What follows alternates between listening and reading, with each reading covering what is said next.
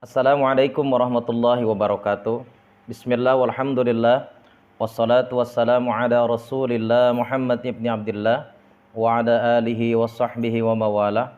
La hawla wa la quwwata illa billah, amma ba'du. Pemirsa dimanapun berada, saya teringat di dalam sebuah hadits qudsi bahwa Rasulullah SAW pernah bersabda, "Idza kana akhiruz zamanin sarat ummati thalatha firaqin." Akan datang suatu masa, akan datang suatu zaman, manusia terbagi menjadi 3 kelompok bagian. Apa yang pertama? Firqatun ya'budunallaha khalisan wa firqatun ya'budunallaha riya'an wa firqatun ya'budunallah liyastaqulu bihin nas. Akan datang suatu masa manusia terbagi menjadi 3 golongan.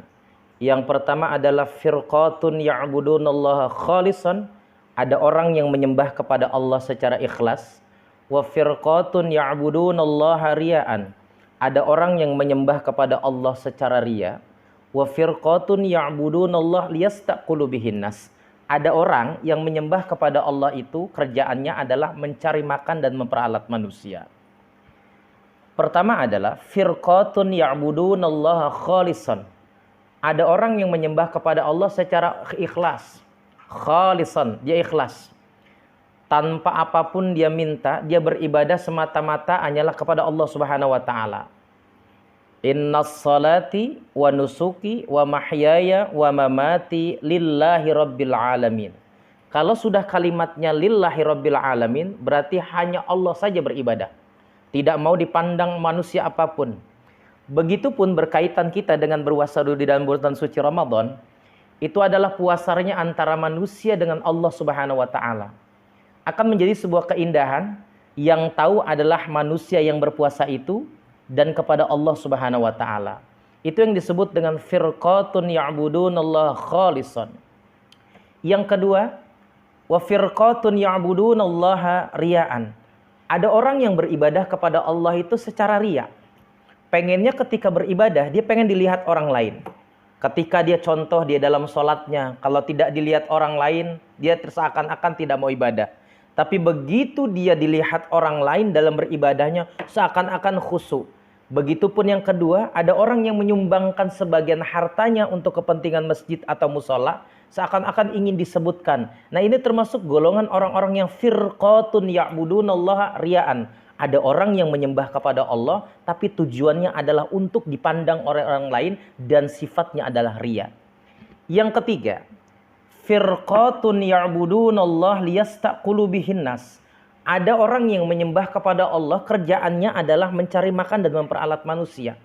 Apa yang dimaksud dalam sebuah hadits qudsi tersebut adalah banyaknya para ulama, banyaknya para kiai, banyaknya para ustadz, tapi banyaknya para penyampai dakwah. Ketika dia diundang ceramah oleh orang lain, bayarannya berapa? Apakah sudah terjadi pada zaman sekarang, wahai pemirsa yang dirahmati oleh Allah Subhanahu wa taala? Sudah terjadi. Firqatun ya'budunallaha liyastaqulu bihin nas.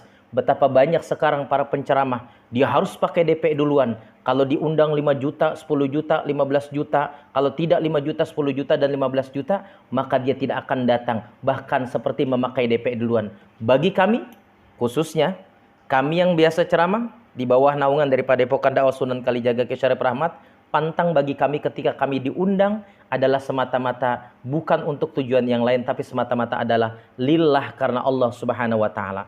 Begitupun skup kita dalam sebuah ibadah kepada Allah Subhanahu wa taala, harapan kita adalah cuma satu, hanyalah meminta kepada Allah Subhanahu wa taala agar seluruh rangkaian ibadah kita dijadikan sebuah keindahan, dijadikan sebuah keindahan buat diri kita, agar setiap ibadah yang kita lakukan semata-mata adalah firqatun ya'budunallaha khalisan.